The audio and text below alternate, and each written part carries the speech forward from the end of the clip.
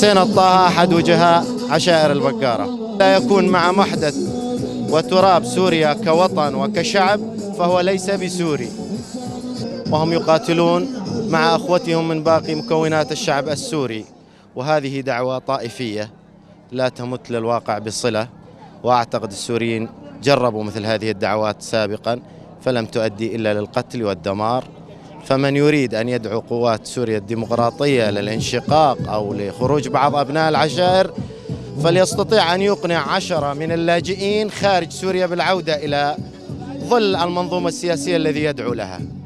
لا نطالب بخصوصية تحرم فئات من حقوقها، نطالب بخصوصية عادلة لكل السوريين.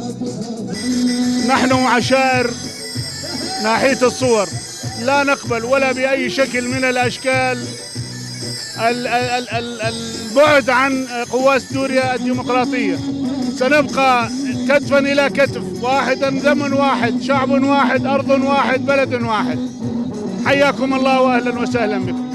وإحنا سمعنا أنه في عشائر تطالب بإخراج أبنائنا من سوريا الديمقراطية.